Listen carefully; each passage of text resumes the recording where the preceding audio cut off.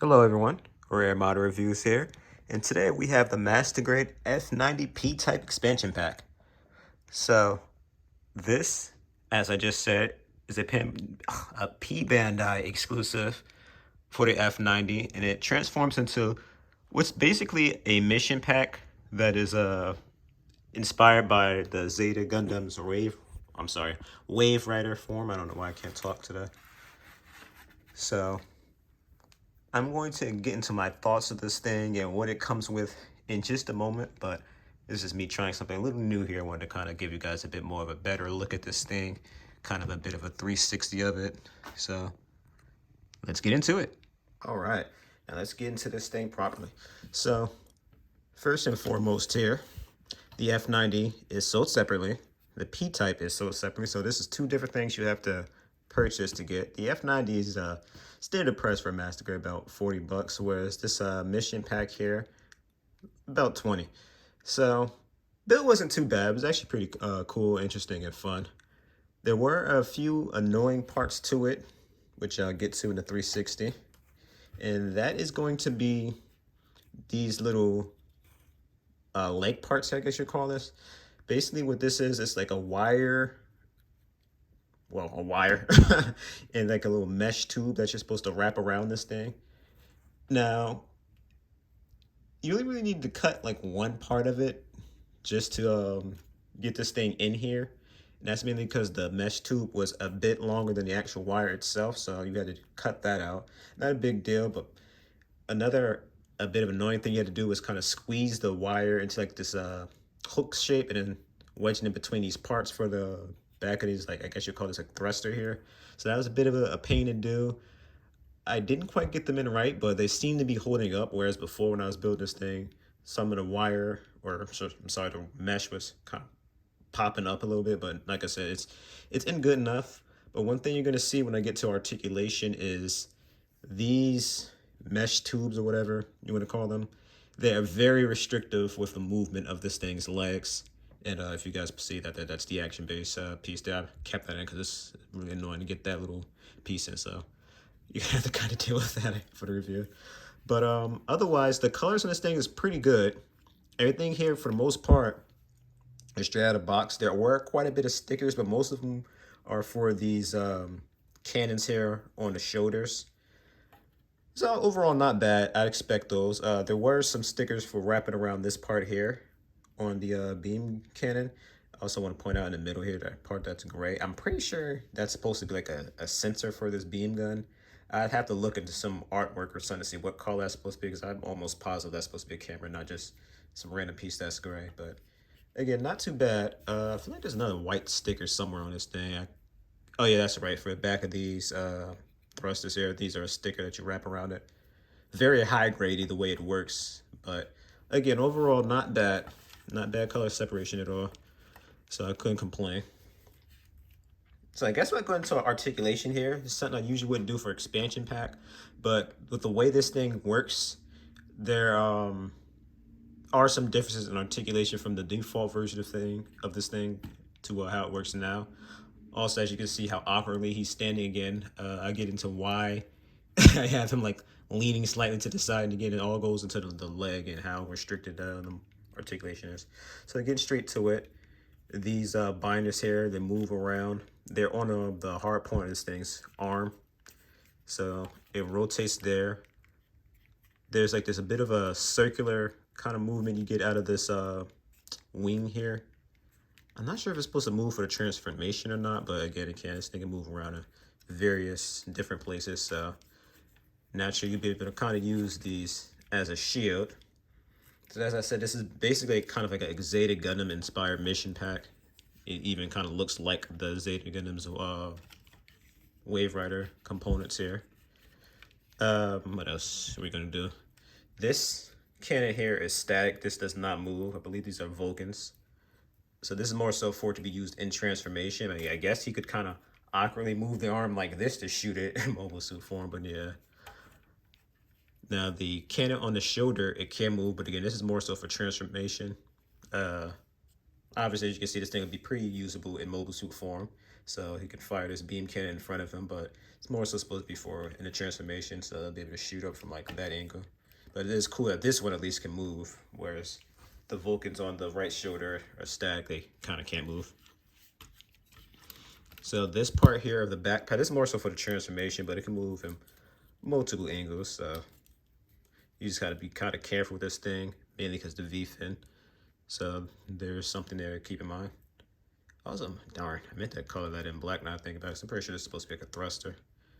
So there were a few things I actually did color in here. It's mostly just for these parts here. I colored the insides of those black because they're just yellow before. Oh yeah, I also forgot that this is here. This here is a sticker. Same for the other end here. I believe that's really it though. I don't think there's any other stickers I missed. Now getting on to the, move this in proper position. The legs here, like I said, because the little mesh tubes, you can't really move the legs much at all. This is like basically the most you can move it because this tube is so restrictive. I wish it was a bit longer. You know, you can kind of still get this thing in decent aerial poses with it, but again, it's like when it comes to standing, you can't really move this thing much because how taut this cable is. Like, I literally feel like this thing is like stopping me from moving this thing anymore. If I move the leg anymore, I like have to force it, and I risk ripping the tube out from the ends of this part here. So again, it's like I really kind of can't move this thing. So if you were to have this thing posed in mobile suit form, you'd probably want to try to put him on the action base and have him kind of floating. He'd probably be able to get a bit more of a less awkwardly pose while he's hovering, but standing, you know, this is the best you're gonna get him kind of rocking to the side. And I mean, he at least stands up pretty well. I haven't had him fall over all the times I had him mobile suit forming, but again, it just, I don't know, it just leaves a bit to be desired. But that's really it for mobile suit form. So we're gonna get into the transformation here.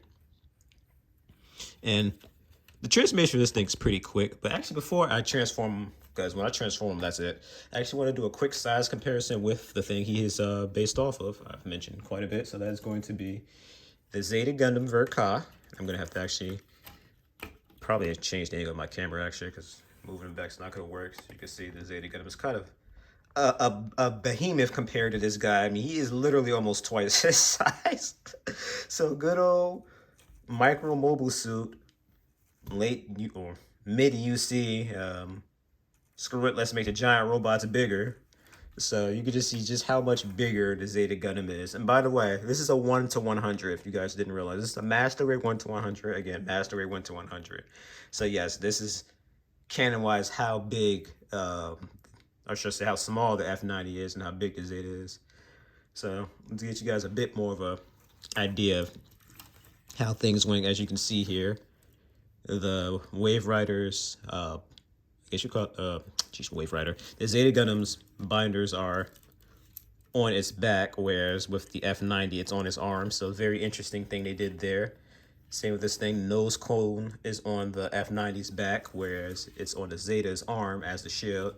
So it's just like a very interesting little thing they did with this guy in comparison to the Zeta Gundam for the transformation. Has those extra wings on the legs there, which the Zeta Gundam lacks. And there's also another thing I wanted to mention. I'll take out the Zeta Gundam. He's kind of done here. This thing actually came with this extra little, I guess it's like a propellant tube here. So basically how this works, see if I could get this thing off. Basically you would just take that piece off there, and instead you would put the propellant tube in here. So now I guess this is kind of be like if he has a bit of a longer flight or he wants some extra flight time, put an extra propellant tube there. And again, I guess I'll just get into the transformation at this point. Now there's actually some other parts you'd be able to use for this guy. If you guys seen an unboxing for this thing, you'll see that you can also combine this thing with the, whatchamacallit, some of the other mission packs that are available. I believe it was the Recon and the Vesper pack, or should I say the V-Type and R-Type. But I do not have those, so I decided not to even bother bringing out those pieces, because literally all it would be is me looking at some pieces I can't use. So I hope I got most of this on the camera. I'm not gonna lie, I kind of looked away from the camera for a second. It's one annoying thing about this one piece here. It always pops out on me, but so as you see here, you just kind of want to, so let me put the torso a bit better. Open up the wings there. There you go. So you just kind of want to finesse this guy in. Straighten everything out. And again, you just got to really watch out for the head there. You do not want to break that V-fin on this thing. Actually, I think you might have to, I think I'm supposed to put this in a bit more. Let me see.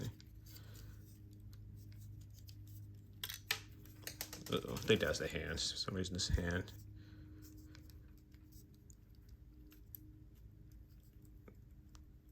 There we go. That's how it's supposed to be. Yeah, the hands on this thing are really bad. They always fall off, the little bracket pieces or whatever you want to call them. There you go. So you just kind of want to, you can see here, there's like these little pieces here. You're going to kind of peg into the wings to kind of lock them in. So that's one side down. Now for the other there. Voila. So that's literally the transformation. I feel like I'm missing something, but no. I think this is it. So again, the transformation is a little awkwardy.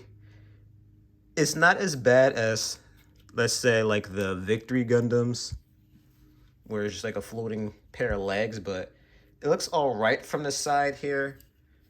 It looks its best more so from the bottom, I'd say. Top, it looks a little strange because you see a little bit too much of the mobile suit, but I mean, again, overall, not too bad of a transformation. Pretty easy to do, as you saw, for the most part. And you just throw it on an action base. Also want to mention this action base came included, so that's a plus.